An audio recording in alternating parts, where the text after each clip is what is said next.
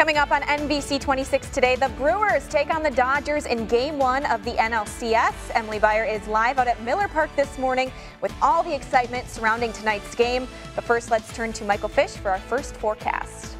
All right, outside, of course, I'm watching Milwaukee closely.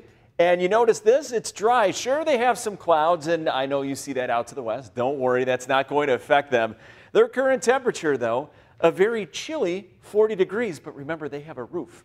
I'm going to get to the forecast for there in a second. Let's talk about here back at home. 37 with the wind of 10 miles per hour, so it's still breezy, but that's still less wind than yesterday. Still kind of on the cool side, but as far as the whole state, we are quiet right now. We're going to keep it that way today. You might see a stray sprinkle, that's about it, but otherwise, a little bit breezy, still cool, and speaking of which, some of our temperatures, we got 36 in Appleton, 35 in Manitowoc, but a lot of us actually just a little bit above freezing, but not the wind chills. Those feel colder than that. Feels like 27 in Appleton, 29 in Clintonville. So going to be a cool day with a little bit less wind than yesterday. Still a bit breezy, 43. But of course, Miller Park, where all the action is today for tailgating, 46. We're going to keep it dry. But remember, indoors, when that roof is closed, you can warm that stadium up about 30 degrees from what the temperature is outside. Tomorrow looking fine, and look at when they get to California, 80s.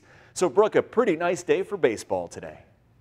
All right, thanks, Fish. Now more Brewers fever. Excitement is building for the Brewers game tonight. And our Emily Beyer joins us live from Miller Park with more on Game 1 of the NLCS. Em? Good morning, Brooke, Clover, and yeah, the Brewers will be taking on the Los Angeles Dodgers. That'll happen at Game 1 tonight. Now, the Brew Crew hoping to keep their 12-game winning streak going, as are we. Now, the Brewers say the NLCS games at Miller Park are sold out, but we found ways to get your hands on tickets this morning. There are standing room tickets on StubHub for $84. Another way to go is the broker route. Ticket King downtown Milwaukee still has tickets, but the owner says he expects them to sell out soon. We're sold out of our larger groups, but if you need 2, 4, maybe 6 tickets together, we still have some groupings in that size. StubHub releasing tips for fans buying tickets for the game. The first is to stay within budget. Also, stay safe. Never buy tickets on the street. Pay cash if you can. Know what you're getting and don't overshare. That means no screenshots of your tickets on social media. We have more information for you about the Brewers tickets on our website, NBC26.com. Now, again, Game 1 is tonight at 7:09. The parking lot here for tailgaters will open around 4 p.m. The game tomorrow starts at 3:09 p.m. and takes place again here at Miller Park. For now, reporting live from Miller Park this morning, Emily Beyer, NBC 26.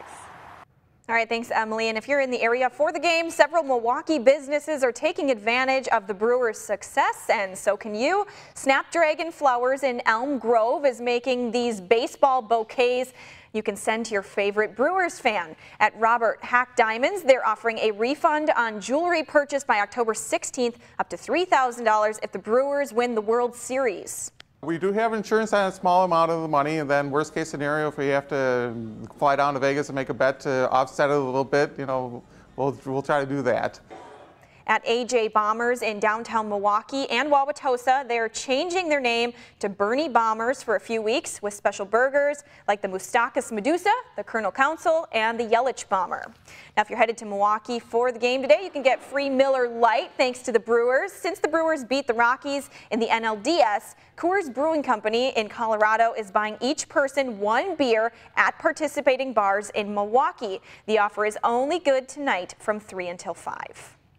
Packers news now. Lambeau Field is getting ready for Monday's Packers game against the 49ers. It's the team's Packers versus Cancer game. The effort runs throughout the month of October, raising awareness and funds to battle cancer. Monday's game will honor survivors on the field and recognize those who are still battling cancer. And Monday's game kicks off at 7:15 p.m. at Lambeau Field. Be sure to tune in to NBC 26 after the game for all your post-game coverage and reaction. Now to a follow-up report. Cleanup continues for a Harrison neighborhood after a home explosion early Wednesday morning. NBC 26's Ryan Curry spoke with one resident about how she's recovering after the scare. It was about 10 to 8, and I woke up and I thought a big truck hit the house or maybe a tree fell down. Jenny Hoffman has lived in this home in Harrison since she was a little girl. She says this week has been one of the scariest of her life.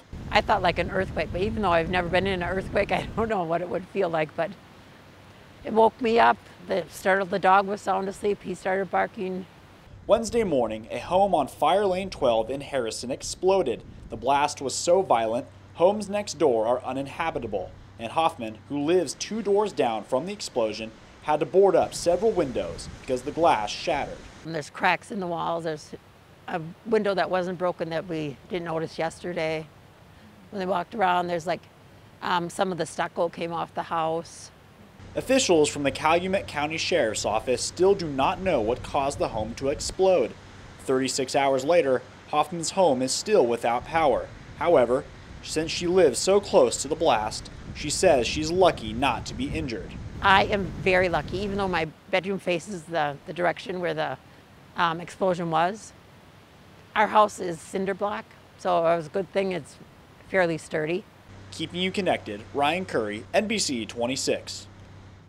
Thank you, Ryan. Sturgeon Bay Police announcing an arrest in a cold case now stretching 43 years. Carol Pierce was last seen in September of 1975, and now her husband, Richard Pierce, is being charged with first-degree murder in her alleged death.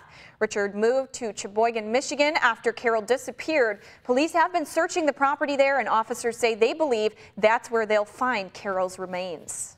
We're ecstatic. Everyone that has worked on this since her disappearance. Several officers have since retired. Tom Bodwin was brought back on our payroll to continue this investigation a little over a month ago, and this is now we're seeing the culmination of 43 years. Officers say the district attorney's office helped make the arrest possible. Local police did not reveal any new evidence leading to the arrest.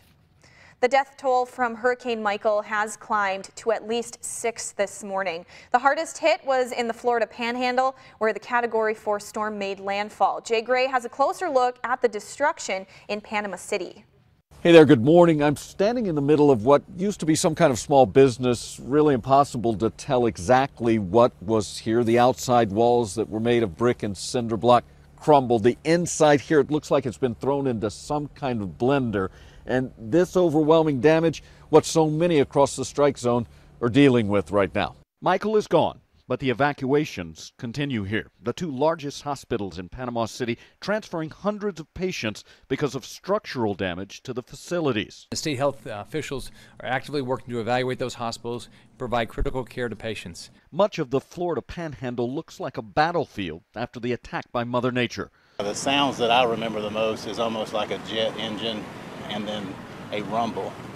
And then I could feel the whole house shaking. And when the roughest part came, it was literally a white sheet of rain. I couldn't even see the neighbor's house 20 feet across.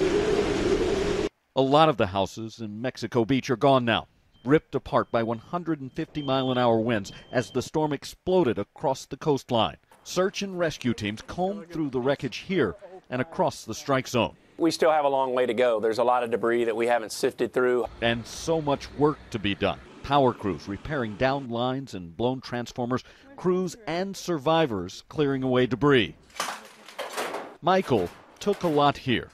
It's devastating. I mean, it's a place that I love, and I will always love it, and we will rebuild. But it couldn't take the resolve of those that call this place home. You know, for many here, it seems the shock of what's happened is now starting to wear off. The reality of how difficult that recovery is going to be beginning to set in. Jay Gray, NBC News, Panama City, Florida. All right, thank you, Jay. Now, for those left in the wake of Hurricane Michael, Wisconsin is sending help.